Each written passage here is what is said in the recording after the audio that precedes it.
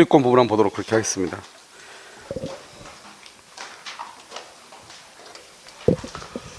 자, 여기서 이제 우리가 이제 소유권을 보면요. 이제 먼저 물권이죠. 물권은요, 여기서 점유권이 있고요. 그 다음에 여기서 소유권이 있고, 그 다음에 소유권은요, 본권이 있고요.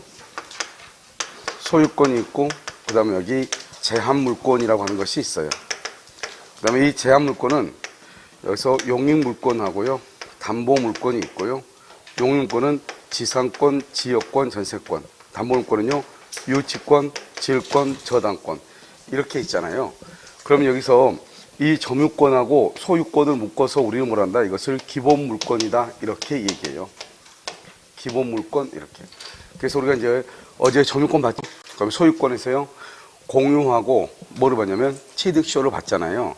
그럼 지금부터 이제 나머지 것을 이제 보면 되는 것이고요. 이것은 이제 우리가 이제 물권법의 강론이라고 얘기하는 것인데요. 소유권이 누구냐면 갑이잖아요. 그러면 제한물권은 누구냐? 을인 거예요. 그럼 이 제한물권은 뭐냐면 타인의 물건에 대한 권리거든요. 그것을 타물권이다 이렇게 얘기하는데요. 여기에서 타인은 누구냐면 이건 갑을 얘기해요. 알겠죠? 갑. 그래서 갑이에요. 물건에 대한 권리예요. 그래서 우리는 제한물권을 뭐란다? 제한물권을 설정하는 것을 우리 이것을 설정적 승계다 이렇게 얘기하는 거예요. 그래서 제한물권은 소유자가요, 제한물권을 설정하잖아요. 이거 설정이다 이렇게 얘기하죠. 그러니까 항상 모든 제한물권은 원래는 우리가 혼동의 경우를 제외하고는요, 자기 물건에 지상권이 있을 수가 없는 거예요.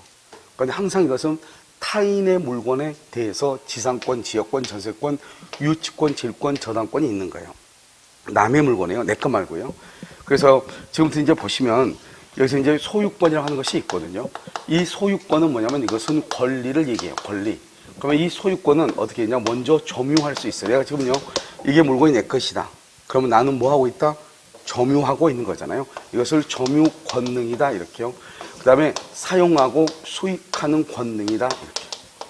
그 다음에 이것은 뭐 할 수 있다? 처분한다. 처분 권능이다. 이렇게 얘기하는 거예요. 처분 권능이다. 이렇게.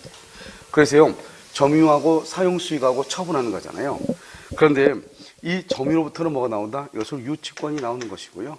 그 다음에 용익은요, 지상권, 지역권, 전세권이 있고요. 처분 권능을 뭐란다? 이건 질권하고 저당권이 있어요. 그런데 우리 이제 법조문에는 점유란 말은 없고 뭐라고 하냐? 사용하고 수익하고 처분한다만 있단 말이죠. 사용하고 수익을 뭐란다? 사용가치라고 하고요. 처분하는 것을 교환가치라고도 얘기를 해요. 그래서 이제 이것을 우리는 뭐란다? 이렇게 했죠? 이것을 완전한 물권이다. 그래서 완전 물권 또는요, 전면적 지배권이다 이렇게 얘기하고요. 이것은 소유권에 이 세 가지가 한꺼번에 다 있거든요. 이것을 우리는 혼일성이다 이렇게 얘기해요. 혼일성. 이 혼일성으로부터 뭐가 나온다? 혼동이라고 하는 것이 나오는 거예요. 그러니까 이 세 가지는 따로따로 있는 것이 아니고 하나로 묶여 있다 이 말이죠. 그러니까 만약에요, 예를 들어서 저당권자는 처분 권능, 경매만 할 수 있다. 간단히 얘기하면요. 그런데 만약에 저당권자가 소유자가 되면 처분만 하는 것이 아니고 사용수익도 하고 점유도 해야 되잖아요. 그런데 저당권자는 사용수익이나 점유를 할 수 있어요, 없어요? 없잖아요. 그래서 어떻게 된다? 저당권이 없어지고 소유권만 남는 현상, 그것을 혼동이라고 얘기하는 거예요. 그런데 이렇게 혼동이라는 것은 소유권의 이 세 가지를 다 가지고 있다. 완전한 물권이다 이 말이죠. 그런데요, 나는 제한물권, 이거는 것들은요, 일부만 가지고 있죠. 이것을 제한물권이다 이렇게 얘기하는 것이에요. 알겠죠? 제한물권 이렇게. 그 다음에 또 제한물권이라는 것은 또 어떤 것이냐? 제한물권은 소유권이 가지고 있는 것의 일부만 가지고 있다. 그래서 제한물권. 또 제한물권은요, 소유권을 일시적으로 제한한다 이 말이죠. 예를 들어서요, 만약에요, 여기서 3층짜리 건물이 이렇게 있잖아요. 그러면 여기에 있으면 이 모든 것을 다 누가 사용한다? 갑이라고 하는 소유자가 사용을 하는 거잖아요. 그런데 만약에 1층을 만약에 을한테 전세를 주잖아요. 그러면 소유자는 2층하고 3층만 사용을 해야 되잖아요. 그러면 소유권의 사용 범위가 어때요? 줄어들잖아요. 그러니까 소유권이 전세권 때문에 소유권의 사용 범위가 줄어드는 거예요. 전세권 때문에요. 그래서 전세권으로 인해서 소유권이 제한을 받는다. 그런 의미에서 제한물권이라고 얘기하는 거예요. 그러니까 여러분요, 이 제한물권이라는 것은 모든 권능이, 제한물권이라는 것은 뭐냐면 이 소유권과 제한물권의 차이는 제한이라고 하는 것은 영원히 제한하면 돼요, 안 돼요? 안 돼요. 영원히 제한하면 소유권은 똑같을 거 아니에요. 그래서 일시적으로 제한을 해야 되거든요. 그런데 판례가 뭐라 했냐면 지상권하고 지역권에서 판례가 뭐라고 얘기했냐? 그래서 용구 무한의 지상권, 용구 무한의 지역권이 설정될 수 있다. 이런 말을 했거든요. 그러면 영원한 지상권, 영원한 지역권이 있다 이 말이죠. 왜 그러냐? 그때 논거가 뭐냐면 지로를 받으면 되니까 이렇게 얘기했단 말이죠. 그런데 사실 논리적으로 보면 영원한 지상권, 영원한 지역권을 설정하게 되면은 소유권을요 영원히 지배하는 거나 마찬가지잖아요. 그럼 이것은요 제한이 아니고 뭐하고 똑같아요? 완전하고 똑같잖아요. 그래서 약간의 논리의 모순이 있죠. 그러다 보니까 우리가 가끔요 지상권하고 지역권에서는 용구무한의 지상권, 용구무한의 지역권을 설정할 수 있다고 하는 것이 가끔 시험에 나오는 것이에요. 무슨 말인지 아시겠죠? 원칙은 어떻게 하죠? 일시적으로 제한을 해야죠. 그걸 제한이라고 하는 거잖아요. 됐죠? 그 다음에 완전 물권은 갑이잖아요. 제한 물권은 을이잖아요. 그러니까 이 제한 물권이라는 것은 소유권으로부터 파생되는 것들이잖아요. 그래서 소유권이 유치권을 뭐를 한다고 얘기해? 설정한다. 이렇게 설정. 이것을 설정적이다. 이렇게 얘기하는 것이죠. 그 다음에 지상권을 설정한다. 이렇게. 우리가 이전이란 말하고 이전적이라고 하는 말하고 뭐가 있죠? 설정적이란 말이 있는 거잖아요. 그럼 이전적이라는 것은 동일성을 유지하면서 구 권리자가 가지고 있는 모든 권리가 그대로 이렇게 옮겨오는 것을 이전적이라고 하는 것이고, 구 권리자가 가지고 있는 것 중에서 일부만 가져온 것, 일부만 가져온 것을 뭐란다? 설정이잖아요. 그러니까 소유자가 가지고 있는 여러 가지 중에서 점유만 하게끔 하는 거죠. 그럼 일부만 줬죠. 그래서 설정이라고 얘기하는 거예요. 그러니까 이것을 유치권을 설정한다, 지상권을 설정한다, 저당권을 설정한다, 이렇게 얘기를 하는 것이에요. 알겠죠? 그 다음에 우리가 이렇게 이제 소유권은 뭐라고? 이전하고요. 이렇게 제한물권을 제한물권을 뭐라고? 설정하고, 이것을 우리는 무슨 행위라고 한다? 물권행위라고 얘기하는 것이요. 이게 지금 무슨 법법이고 있죠? 물권법이고 있죠? 이것을 물권행위라고 얘기하는 것이고요. 이러한 물권행위를 무슨 행위라고 한다? 처분행위라고 얘기하는 거예요. 그래서 처분행위는 처분 권한이 있는 사람, 즉 간단히 얘기하면 등기를 해줄 수 있는 사람, 등기를 이전해 줄 수 있는 사람, 그 사람이 할 수 있다. 이렇게 이해하시면 돼요. 아시겠죠? 그래서 우리가 물권행위라는 것은 소유권을 이전하고 제한물권을 설정하고 이런 것들. 그래서 우리가 항상 뭐라고 나온다? 물권행위하고 채권행위가 있잖아요. 그럼 거기에서 뭐가 나오냐면 지상권 설정, 전세권 설정, 저당권 설정, 그 다음에 소유권 이전, 이것을 물권행위다. 이렇게 얘기를 하는 거예요. 그 다음에 소유권이라는 것은 영원한 성질이 있죠. 그것을 항구성이라고 하는 거예요. 영원한 성질이 있죠. 여기서부터 뭐가 나온다? 소멸시효. 소멸시효가 적용이 된다, 안 된다. 그래서 소유권은 소멸시효가 없는 거예요. 그래서 원칙적으로 소유권은 영원한 성질이 있고요. 소멸시효가 있는 것은 사실은 지상권하고 지역권만 있어. 몇 년이다? 20년이 되는 것이고요. 유치권하고 질권하고 저당권은 피담보 채권이 존재하는 한 독자적으로 소멸시효에 걸리지 않고요. 그럼 여기 전세권의 경우에는 원칙적으로 최장 존속기간이 10년밖에 안 되기 때문에요. 소멸시효라고 하는 것을 논할 수가 없단 말이죠. 그래서 우리 물권 중에서 소멸시효에 걸려서 권리가 없어지는 것은 그건 지상권하고 지역권뿐이다. 몇 년이다? 20년 이렇게. 이것을 우리는 소유권에 관한 것이니까 한번 보죠. 거기 보면 소유권 그래가지고요. 권리 이렇게 되어 있죠. 그래서 소유권은 사용수익 처분할 수 있고, 그 다음에 이거 혼일성이죠. 그 다음에 항구성 소멸시효에 걸리지 않고요. 소유권은 점유 사용수익 처분이죠. 여기 봐봐. 우리가 여러분 권리라고 하는 것은 뭐냐? 권리라고 하는 것은 어느 하나만 가지고요. 이것을 의의를 논하는 것은 모순이 있어. 알겠죠? 거기 우리가 이제 보통 권리 이렇게 하면 법에 의해서 자기 자신의 이익을 주장할 수 있는 힘을 얘기하는데, 그것은 아주 포멀하게 얘기하는 것이고, 권리는 꼭 그것만 권리가 있는 것이 아니에요. 여기 보시면 권리는요, 무엇으로 이루어졌다? 권능으로 이루어졌죠. 그래서 권리라는 것은 뭐냐? 권능을 구성 요소로 하는 것을 권리라고 하는 거예요. 그러니까 권능과 권능이 모이면 뭐가 된다? 권리가 된다. 이 말이죠. 그래서 그 다음에 권능은 뭐죠? 권능이라는 것은 권리를 이루고 있는 개개의 사실을 권능이라고 얘기하는 거예요. 그래서 권리를 이루고 있는 것, 그것을 권능이다. 그래서 우리가 보면 우리 인간의 신체를 권리로 보면은 머리 부분이라든가 팔이라든가 다리라든가 이것을 뭐로 본다? 권능으로 보는 것이고, 이러한 권능이 모이면 뭐가 이루어진다? 신체가 이루어지죠. 권리가 이루어진다. 이런 뜻이에요. 이해되셨죠? 자, 그 다음에 거기 보면 지상권, 지역권, 전세권, 유치권, 질권, 저당권 이렇게 되어 있고, 맨 오른쪽에 뭐라고 되어 있죠?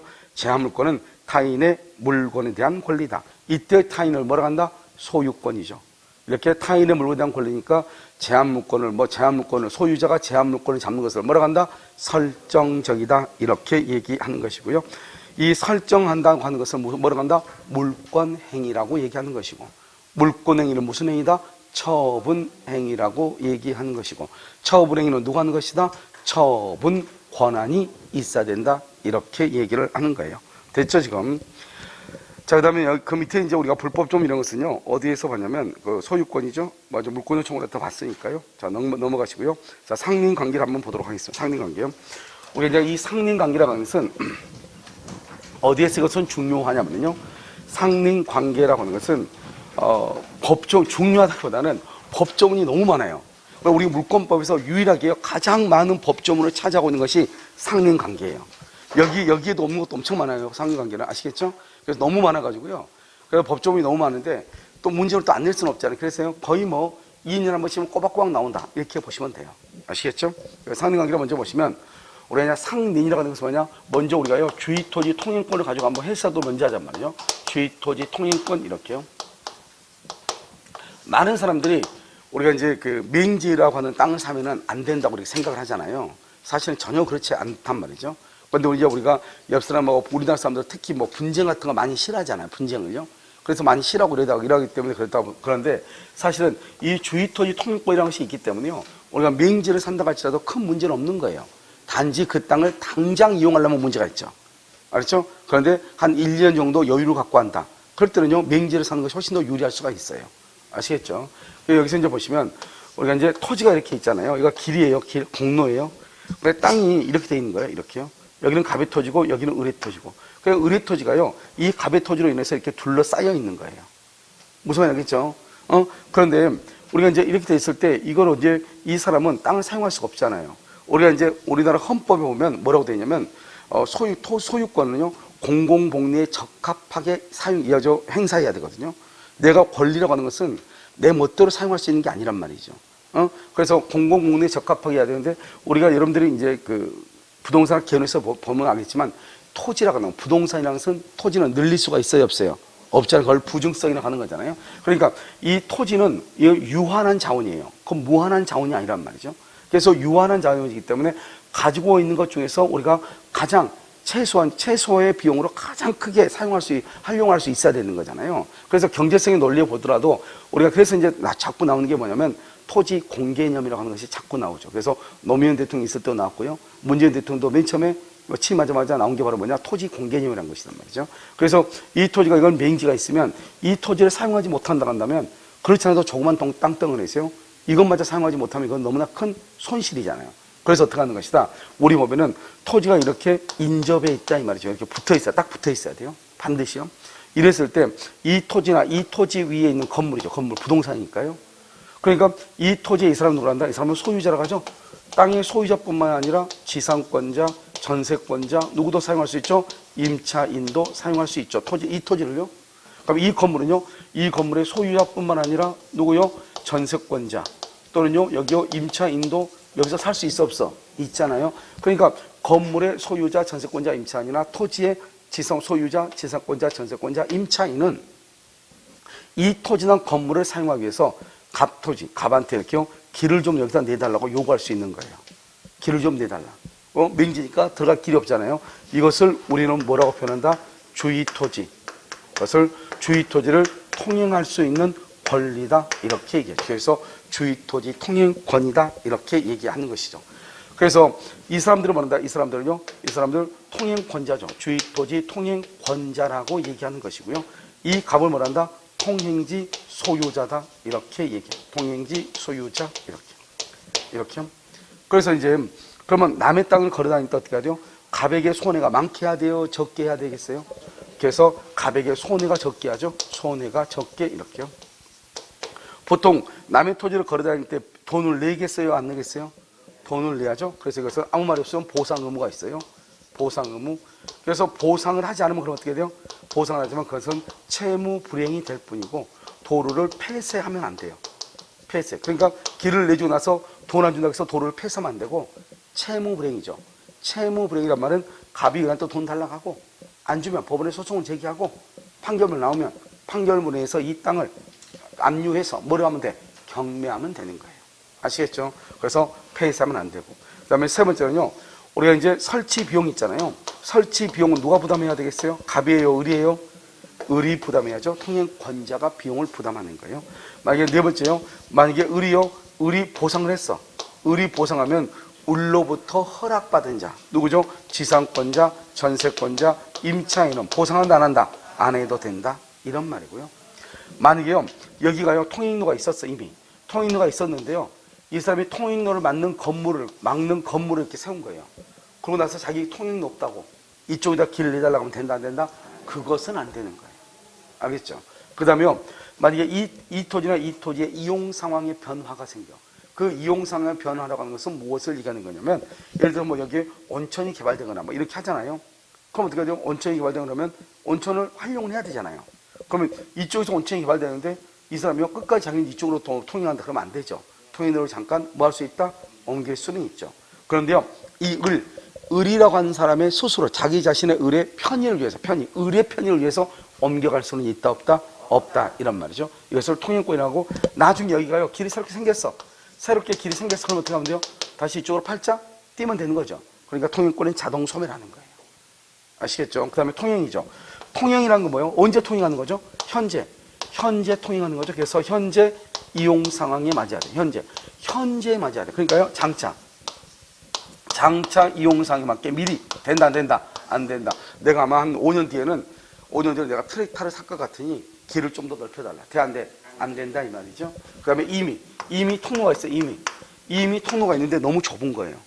지금 현재 이용하기는요. 그럴 때는 다시 넓혀달라고 말 수 있다, 요구할 수 있다, 이 말이죠. 우리가 통행이란 말은 그야말로 뭐죠? 걸어 다니는 거죠. 통행은 걸어 다니는 거잖아요. 그러면 이 사람이 걸어만 다녀야 되는데, 이 사람이 여기다 담벼락을 쌓아가지고, 알겠죠? 자기 혼자만 여기서 걸어 다닌단 말이죠. 담벼락을 쌓았다는 말은 이 을이 갑의 땅을 점유한다는 꼴이잖아요. 점유하면 된다, 안 된다? 안 돼. 통행이지 점유하면 안 되죠? 만약에 을이 점유를 하고 있다, 그러면은 뭐라 한다? 갑은 인도를 말 수 있다, 청구할 수 있다, 이런 말이고. 권리죠, 권리라고 하는 것은 뭐예요? 권리는 방해받으면 안 되죠.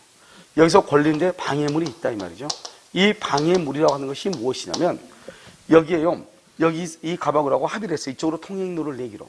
그런데 여기에요, 건축물이 있다, 이 말이죠. 국가로부터 허가를 받은 적법한 건축물이 있어. 적법이고 불법이고 필요 없어. 방해물은 무조건 다 뭐를 해야 돼? 제거를 해야 돼. 알겠죠? 그렇지 않으면 처음부터 다른 곳으로 통행로를 합의를 해야죠. 그 다음에 여기요, 만약에 이것이 진흙탕이다. 그럼 진흙탕이다 그러면 걸어 다닐 수 있어요, 없어요? 없죠. 도로를 포장할 수 있고요, 다른 곳으로 도로를 개설할 수도 있고요, 이런 것들을 다 할 수 있는 거, 다 할 수 있다. 이것을 주의토지 통행권이다, 이렇게 얘기하고요. 그러니까 여러분요, 이런 맹지가 만약에 길이 생기게 되면 어떻게 돼요? 여기는 평당 100만 원, 평당 8만 원이죠. 그러다가 여기가 길이 생기면 어때요? 둘 다 똑같이 얼마가 돼요? 100만 원이 되죠. 그러니까 이 사람들이 배가 아프니까요, 길을 내준다, 안 내준다? 안 내주잖아요. 그래서 안 내주니까 할 수 없이요, 소송을 통해서 할 수밖에 없는 거예요. 그런데 지금 이것과 똑같은 것을 할 수 있는 게 바로 뭐다? 그것을 지역권이라고 하는 거야. 지역권. 알겠죠? 그래서 통행권하고 있으니까 지역권은 뭐냐면 이런 것이죠. 이렇게 쓰면 이게 이제 공로잖아요. 길이 있어요. 그럼 여기서 이렇게 길이요, 이렇게 갑하고 을하고 이렇게 땅이 붙어 있죠. 땅이 붙어 있으면 일단 갑이 을한테 길을 내달라고 할 수 있잖아요. 여기서 을한테요, 이렇게 길을 내달라고 할 수 있잖아요. 그럼 길을 내달라고 하면 둘이 소송하면 얼마 걸려요? 한 적어도 1년 6개월, 2년은 걸린단 말이죠. 그럼 당장 이 땅을 사용해야 되는데 사용을 못 하잖아요. 그러니까 이 갑이라는 사람하고 을이라는 사람이 그래서 물권자 합의하고 진호를 얼마나 주겠다 하고, 그러면서 등기를 한단 말이죠. 이것을 우리는 뭐란다? 합의로 인해서 등기를 했죠. 이 통행권은 합의로 하는 것이 아니고 법률의 규정에 의해서 당연히 인정되는 것이에요. 그래서 이렇게 합의로 의해서 하는 것, 이것을 지역권이라고 얘기를 하는 것이에요. 그래서 이것을 통행, 지역권, 이렇게 얘기를 하는 거죠. 그럼 똑같은 현상이죠. 그러니까 이 지역권은 둘이 합의를 해서 등기를 하게 되는 것이죠. 그래서 이 지역권을 이렇게 하게 되면은 당연히요, 보통 갑은 을한테 다 지로를 다 주죠. 안 주는 건 거의 없어요. 우리가 법에는 지로를 준단 말이 없어도 지로도 주지 않고 여기다 길을 내준 사람이 어디가 있겠어요. 알겠죠? 그래서 대부분 다 지로를 받는 것을 지역권이다, 이렇게. 그래서 같은 맹지인데도 불구하고 우리가 주의토지 통행권이라고 하는 것은 갑이 길을 내주지 않으니까 어쩔 수 없이 을이 갑을 상대로 법원에 소송을 제기해서 소송에서 판결에서 나오는 것을 뭐다 주의토지 통행권이라고 얘기하는 것이고, 이런 경우는 둘이 합의에 의해서 하는 것을 뭐란다 지역권이다 이렇게 얘기하죠. 그래서 자 지금부터 이제 보시면 우리가 상린관계라고 하는 것은 무엇이냐? 상린관계라는 것은 인접해야 돼. 인접하는 부동산이에요. 그 다음에 부동산 소유자요. 원래는 소유권에 있어요. 알겠죠? 소유권에 있어서 이것을 상린권이라고 하는데, 이 상린권은 소유권이에요. 소유권의 내용이 되는 것이에요. 무슨 말이냐? 우리가 지금 상린관계잖아요. 이 상린관계는 인접하는 부동산 소유자 상호 간의 관계를 다루는 것을 얘기하는 거예요. 그러니까 반드시 인접해야 되기 때문에 격지는 된다 안 된다? 땅이 떨어졌을 때는 절대 안 돼요. 알겠죠? 예를 들어서 이 토지하고요, 여기 이렇게 토지가 이렇게 있으면 이 사람이 이 사람한테 이 토지하고 이 토지는 떨어져 있잖아요. 이건 안 되는 것이에요. 아시겠죠? 그 다음에 여기는 부동산이잖아요. 이 부동산은 뭐가 있다? 토지하고 뭐가 있어? 건물이 있잖아요. 소유자 있고 지상권 있고 전세권 있고 그 다음에 임차권이 있고 다 똑같아요. 이 사람들도 주장이에요. 그 다음에 소유권이죠. 소유권은 소멸시효에 걸린다 걸리지 않는다? 소멸시효에 걸리지 않죠. 소유권의 내용이란 말은 소유권 안에 들어있는 게 상린권이야 이 말이죠. 이것은 뭐다? 독립한 물권이 아니에요. 그래서 독립한 물권이 아니기 때문에 뭘 한다? 등기를 별도로 한다 안 한다? 안 한다. 그래서 등기를 하지 않는다? 187조다 이런 말이죠. 그래서 등기를 별도로 하지 않는 거예요. 그런데 여러분요, 지역권이라는 것은 뭐냐? 지역권이라는 것은 어떻게 하냐면 거의 똑같은 기능을 발휘하는 건데, 지역권은요 일단 반드시 인접할 필요가 없어요. 땅이 떨어져 있어도 돼요. 격지어도 돼요. 알겠죠? 부동산 중에서 뭐만 된다? 토지만 땅지니까 지역권이니까 토지만. 그 다음에요, 이 사람들 다 요역지의 소유자, 그 다음에요 지상권자, 전세권자, 임차인도 다 지역권을 주장할 수 있는 거예요. 그 다음에요, 여기는 지역권 아까 내가 얘기했죠. 지역권은 등기를 한다 안 한다? 한다겠죠? 그래서 지역권을 몇 년에 소멸시효? 20년에 소멸시효. 이것은 지역권은 독립한 물권이에요. 독립한 물권으로서 저기 뭘 한다? 등기를 하죠. 등기하니까 몇 조다? 186조다 이렇게 되는 거예요. 그래서 지역권은 등기를 해. 그런데요, 상린관계는 등기를 하지 않고도 인정이 돼. 법의 규정에 따라서. 그런데 보통은 길을 안 내주죠. 그러니까 어쩔 수 없이 소송으로 가야 되는 것이고, 지역권은 같은 상황이어도 지역권을 설정하면 두 사람 간의 합의에 의해서 등기를 함으로써 권리를 취득하는 것이고, 이게 바로 상린관계하고 지역권하고 차이점이다 이런 말이죠. 무슨 말인지 알겠죠? 자, 그래서요, 먼저 여러분요 어디를 잠깐 한번 보시냐면,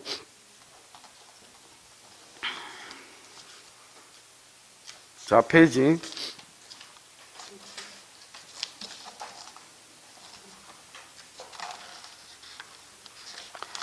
자 페이지요 124페이지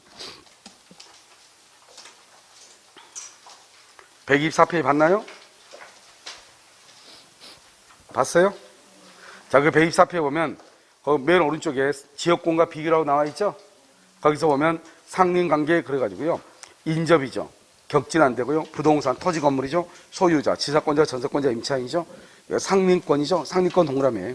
상린권이요. 이 상린권은 소유권의 내용이죠. 소유권은 소멸시효 걸리지 않죠. 그 다음에 소유권의 내용이란 말은 독립한 물권이 아니다. 등기하지 않는다. 187조다. 법률의 규정이다. 187조가 법률의 규정이라는 말이잖아요. 알겠죠?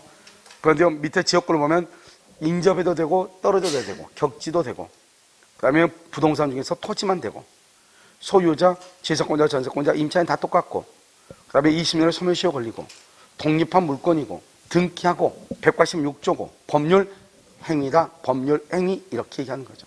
법률 행위 이렇게. 이해됐나요? 법률의 규정이 아니고 뭐다? 법률 행위 이렇게 얘기를 하는 것이죠. 이것을 우리는 상린관계다 이렇게 얘기하는 거예요. 지역권하고 구별. 다시 여러분요 페이지 96페이지로 오세요. 자, 96페이지 오면 거기 주의토지 통행권에 나와 있죠. 자, 이제 보시면 길을 보시면요, 여기 맨 위에 보면 그림 보면 공로가 개설된다. 이런 공로가 개설되면 지역권은 뭐가 되는 거죠? 상린관계는 소멸한다 이렇게 얘기했죠. 을을 통행권자라고 하고요. 그 다음에 갑을 통행지 소유자라고 얘기하는 것이죠. 1번 보상 의무가 있죠. X 보상하지 않으면 채무 불이행이 되고요. 통행료를 폐사하면 안 되고요. 2번 을이 갑에게 보상했죠. 을이 보상했죠. 그러면 을토지의 지상권자, 전세권자 임차인은 보상한다, 안 한다? 안 한다. 토지의 이용 상황이 변화가 됐어요. 그러니까 이 토지에 온천수가 개발이 됐어요. 그러면 통행로로 할 수 있다? 이동할 수 있다.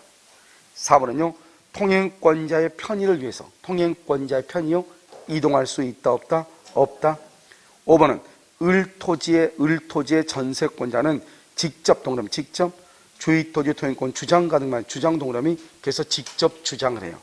이것은 왜 직접 주장을 할 수 있는 것이다? 그것은 직접 주장을 하는 것은 뭐죠? 전세권자도 뭐가 있다?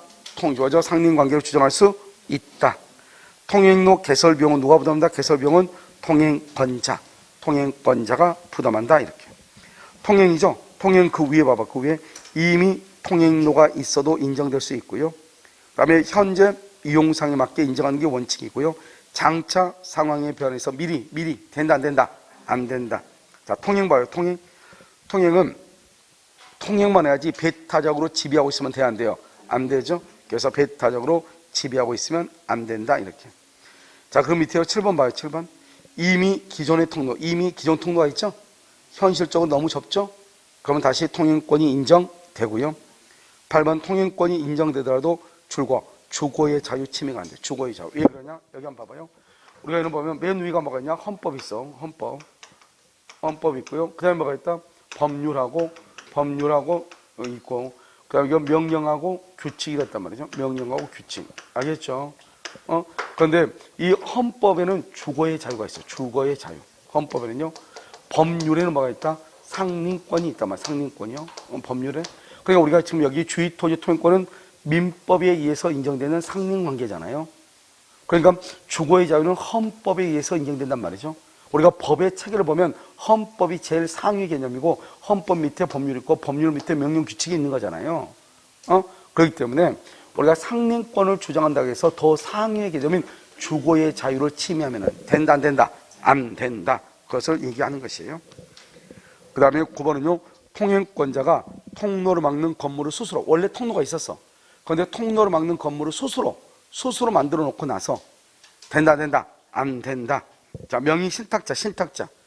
명의신탁자는 인정돼야 안 돼요? 안 돼. 그래서 명의신탁자는 제3자, 뭐죠? 을하고 을. 여기 봤을 때 갑.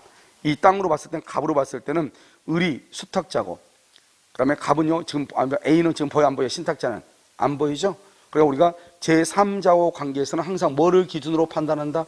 등기부를 기준으로 판단하기 때문에 신탁자에게는 상린관계가 인정되지 않는다. 실은요, 건축법상 도로의 폭이 3m에 구속된다, 안 된다? 안 되죠. 우리가 건축법을 보면 도로의 폭은 4m로 하도록 되어 있거든요. 그런데 반드시 4m를 인정을 해야 되는 것이 아니고 어떻게 인정하는 것이다? 현재에 맞게끔, 이 토지를 이용하기 위해서 현재에 맞게끔 폭을 인정하면 되는 거예요. 무슨 말인지 알겠죠? 그것을 얘기한다. 그 다음에 그럼요, 무상통행권이라고 나와 있나요? 자, 그럼요, 무상통행권 한번 봐봐요. 무상통행권은 뭐냐면 이런 것이에요. 토지가요, 이렇게 있죠. 이렇게요, 토지가요. 이렇게 있으면, 여기가 이렇게요, 갑의 것이고요. 여기가 토지가요, 이렇게요, 갑하고 을의 것이고, 이렇게. 여기는 어떻게 돼요? 단독 소유니까, 여기가 길이니까 통행료가 있을 필요가 없죠. 여기도 갑을인가 통행료가 있을 필요가 없죠. 그런데 이게 일부 양도를 해. 일부 양도라고요. 여기도요, 공유물을 분할을 해. 분할을 이렇게 하다 보니까 어떻게 됐느냐? 이렇게 된 거예요. 분할하다 보니까 여기서요, 여기는 갑이고 여기는 을이 이렇게 된 거예요. 그러니까 이 토지를 일부러 양도하다 보니까 이렇게 되고요.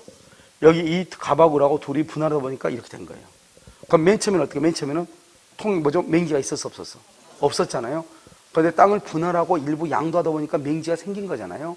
그런 경우 을은 갑에게 길을 내달라고 요구할 수 있는 거예요. 길을 내달라. 그래서 을은 갑한테요, 길을 내달라고 요구할 수 있어요. 그러면요, 이 갑하고 을 사이에서는 유상이다, 무상이다? 무상이 되는 거예요. 무상이다. 갑하고 을은 무상이고요. 그런데 만약에 을이 이것을 토지를 병한테 팔죠. 알겠죠? 그러면 승계 인간에는 또 뭐가 된다? 유상이 되는 거예요. 그래서 우리가 무상은 일부 양도 당사자 간, 분할 당사자 간에만 무상이다. 이 말이 중요해요. 그래서 그럼요, 맨 오른쪽에 한번 봐봐요. 맨 오른쪽에 보면 무상통행권 그렇게 나와 있나요? 거기 보면 일부 양도 당사자 간, 분할 당사자 간에만 무상이다. 그 말이 중요해요. 알겠죠? 그 말이 중요하다 이런 말이죠. 자, 그 다음에 이것을 이제 우리가요 통행권이다 이렇게 얘기를 하는 것이고요.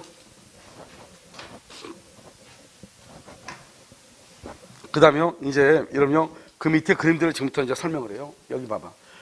우리가 여러분 토지라고 하는 것은 뭐냐면 토지는요 정당한 이익이 미치는 법에서 토지의 상하에 미쳐 상하에. 그러니까 이게 갑이고요 이게 을이죠. 그럼 밑으로 어디까지요? 정당한 이익이 미치는 범위 내에서. 알죠? 그래서 우리가 이 건물도 보면 지하 주차장이 있어 없어?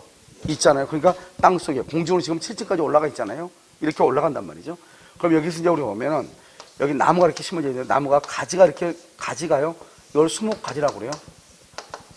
수목가지. 가지가 이렇게 경계를 넘어온 경우가 있고 뿌리가요 경계를 넘어온 경우가 있죠. 이것을 수목뿌리라고 하는 거예요. 수목뿌리 이것을 목근이라고 하는 거예요.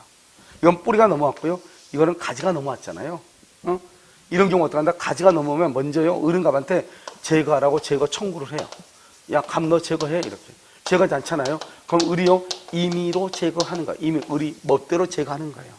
수목뿌리죠. 뿌리가 넘어오면요 이건 그냥 바로 그냥 임의로 제거하는 거예요. 그럼 항상 뭐가 중요하죠? 뭐 중요하지 않죠. 알겠죠? 임의로 제거하든 말든. 그런데 법에는요 이걸 바꾸죠. 뭐로 바꾼다? 여기 수목뿌리가 넘어오죠. 수목뿌리가 넘어오면 어떡한다? 제거를 청구하고 제거하지 않으면 임의로 제거한다 이런 식으로 바꾸죠. 이건 지금 이해되셨나요? 그래서 이걸 바꾸니까요 이걸 조심하면 된다 이런 말이죠. 그래서 여러분요 나무 있죠? 가운데 수지 목군이라고 나와 있나요? 자 거기 보시면 되고요. 그 다음에 왼쪽 절에 경계표 담구라고 되어 있죠? 이거는 시험에 잘 나와. 이것은 뭐냐면 이렇게 나오죠. 여기요 이게 갑의 토지고 이게 을의 토지죠. 이게 경계라고 그랬죠? 그런데 여기에다가요 여기 이렇게 경계표 담 이 경계표하고요 이렇게 담을요 여기서 설치하는 설치 비용이 있고요. 그 다음에 이것을 청량하는 청량 비용이 있는 거예요. 청량 비용이요. 이게 시험이 나오죠. 설치 비용은 어떻게 한다? 그것은 공동 비용 부담으로 절반씩 한다. 절반씩. 그러니까 이것을 뭐라 한다? 이 두 가지를 두 사람은 공유한다. 이렇게 공유로 추정하죠. 그러니까 담을 설치하는 비용은 각각 반씩 부담하는 거예요. 그런데요, 측량하죠. 측량하는 것은 어떻게 한다? 토지 면적에 비례. 토지 면적에 비례해요. 그래서 여기요, 항상 이걸 바꿔요. 설치 비용은 토지 면적에 비례한다. 그 다음에 측량 비용은 공동으로 절반으로 한다. 이렇게. 무슨 이해됐나요? 이걸 항상 바꾼단 말이죠. 그러면 어떻게 연상을 해야 될까요? 측량은 뭐를 측량한다? 토지 면적을 측량한다. 이렇게. 토지 면적을 측량한다. 이렇게.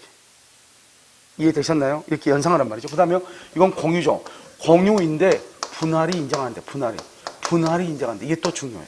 그래서 공유인데 분할이 인정되지 않은 거 또 하나가 있어. 뭐가 있다? 그래서 집합 건물에서 공용 부분. 집합 건물에서 공용 부분도 분할이 안 돼, 분할이. 그래서 우리 법에서, 민법에 의해서 공유물 분할이 인정되지 않는 것, 이 두 가지예요. 민법에 의해서 인정되지 않는 것. 우리 민법에서 분할을 할 수가 없다고 딱 법에 규정하고 있어요. 아시겠죠? 그래서 이것은 설치비용은 공동으로 절반씩 부담한다 이 말이고, 이것을 측량할 때는 토지의 면적에 뭘 한다? 비례한다. 이렇게. 아시겠죠? 이것을 얘기하는 거예요. 그래서 거기 한번 보시면, 우리가요, 설치비용은요, 절반씩 공동 부담이고요. 공유물이에요. 공유 분할 청구 아니고 공유물 분할 청구 안 된다. 공유물. 알겠죠? 공유물 분할 청구가 안 되는 것이고요. 그 다음에 측량 비용은 뭐에 비례한다? 토지에 비례한다. 토지 면적에 비례한다. 이렇게. 됐죠, 지금? 자, 그다음 맨 오른쪽이죠. 맨 오른쪽 그림 나와 있죠? 자, 맨 오른쪽 그림은, 이것이 뭐 이렇게 크게 문제가 되는 것은 어디냐면, 하나가 문제가 됐어요. 우리가 이제 건물을 신축할 때. 여기, 이렇게 있잖아요. 경계죠? 이게 갑의 토지고요. 이게 을의 토지죠? 여기 이렇게 건물을 이렇게 신축하잖아. 신축을 할 때는 어떻게 한다? 여기가 가장 돌출됐죠? 경계에서 가장 돌출된 부분까지 어떻게 돼요? 반미터 이상을 딱 떼야 돼. 반미터 이상. 알겠죠? 반미터 이상. 우리가 안산에 가면요. 공유기사 학원이 하나 있는데요. 그 학원 건물 옆에요. 건물이 딱 이렇게 서 있어요. 이렇게 건물이 딱 이렇게 세워져 있거든요. 큰 건물이 두 개요. 여기가 무슨 마치 개구멍처럼 사람들이 지나다니거든요. 이게 줄자로 재보진 않았지만 정확하게 1m밖에 안 돼요. 그러니까 이게 경계잖아요. 경계니까 이 사람들이요. 이거 건설사가 다 서로가 달랐나 봐요. 그래가지고 정확하게요. 여기서 한 50cm 이렇게 딱. 그래서 사람이 한 사람 딱 지나가면요. 딱 맞을 정도로. 그 정도만 딱 떨어져 있어요. 이렇게 우리가 보통 좀 더 이렇게 넓거나 이렇게 하잖아요. 거긴 그렇지 않는 건물이 딱 있다니까요. 여기 50cm, 50cm. 아마 그 정도밖에 안 될 거예요. 왜냐 우리가 들어갈 2명과 같이 못 걸어가요. 그래서요, 이게 이제 반 미터 이상을 떼면 돼요. 반 미터. 만약에 반 미터 이상을 떼야 되고, 반 미터가 만약에 이걸 위반하면 어때요? 위반하면요. 1년이 경과가 되거나 건물이 완공되죠? 완공되면 철거 청구 못 해. 철거 청구를 못 하고 뭐만 청구할 수 있다? 손해배상만 청구해야 돼요. 철거 청구 못 하고 손해배상. 자, 거기 한번 봐봐요. 자요, 경계로부터 얼마 이상이요? 반 미터, 가장 돌출면까지 반 미터 이상이라고 돼 있죠? 이런 거기다 쓰란 말이죠. 거기다가 지금 없으니까요. 위반해도 1년 경과 또는 건물이 완공되면 철거 청구는 못하고 손해배상만 청구한다. 1년이 경과하거나 그 다음에 완공되면 철거 청구를 못하고 뭐만 청구할 수 있다? 손해배상만 청구. 철거 청구를 못하고 손해배상만 청구. 이렇게.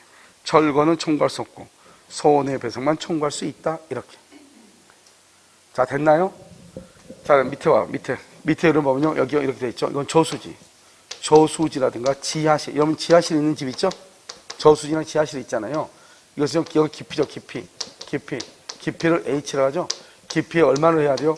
깊이의 2분의 1 이상을 떼야 돼요. 깊이의 2분의 1 이상. 그러니까 3m다. 얼마 떼야 돼요? 1.5m 이상을 떼야 돼. 그래서 여기 보면 깊이의 반 이상이라고 되어 있나요? 알겠죠? 이렇게요. 그 다음에 여기요. 여기 건물이 하나 있죠. 건물이 있는데 여기서 창문이 있잖아요. 창문이 있으면 이 창문을 통해서 어떻게 이 집을 쳐다볼 수 있잖아요. 쳐다보지 마라 이 말이죠. 그래서 앞을 쳐다보지 마라. 차면이라고. 차단한다. 앞을 쳐다본 것을 뭐죠? 차단해. 그것을 2m 이내일 때, 경계가 2m 이내일 때, 그때는요, 차면시설이라고 하는 것을 하는 거예요. 차면시설. 무슨 알겠죠? 차면시설. 여기, 이러면요, 우리가 이제 보통은 신도시가 개발이 되려면 어떻게 하죠? 제일 먼저 기반시설부터 먼저 닦잖아요. 그래서 가장 먼저 하는 게 하수도, 상하수도 시설을 먼저 해요. 알겠죠? 그러니까 아파트가 만약에, 이런 아파트가 들어와야 되잖아요. 그러면 가장 먼저 아파트가 들어오기 전에 뭘 먼저 해요? 상하수 시설을 먼저 한다고요. 알겠죠? 그런데 여기서 이제 보시면 아파트가 이렇게 있고 평내나 호텔평이나 이런 데 큰 문제가 없는데 여기서 좀 더 벗어나면 개인주택들이 있어? 있잖아요. 그런데 그런 사람들 어떻게 해야 돼요? 상하수도 시설이 없을 거 아니에요. 그런 경우는 우리가요, 여기다 정화조 탱크 같은 것을 매립해야 돼, 안 해야 돼? 해야 되죠. 이렇게 정화조, 즉 물에 관한 거, 오수, 하수, 오물, 우물, 물에 관한 시설을 할 때는 깊이요, 경계로부터 얼마 이상을 떼야 돼요? 2m 이상을 떼야 돼요. 2m 이상. 거기 보면 경계로부터 2m 이상 그것을 물에 관한 지하시설이라고 해요. 여러분, 왼쪽 다르죠? 왼쪽은 지하실이고, 어느 쪽은 물에 관한 지하시설이고, 다르죠? 그래서 여러분요, 바로 그 위에요. 위에 우리가 건물을 건축할 때는 가장 돌출된 부분부터 몇 미터 이상을 떼야 된다? 반 미터 이상이죠? 그것하고 지하시설에 관한 것 있죠?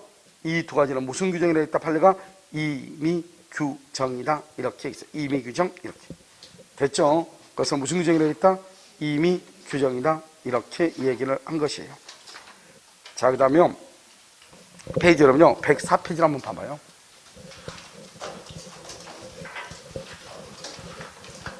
여러분요, 지금 이것을요, 이렇게 하면 안 되고요. 막 무조건 하면 안 되니까, 그러면 잠깐요, 5분만 쉬었다가 다시 하긴 하거든요. 왜냐면 중간에 끼워넣으면 좀 그렇고요.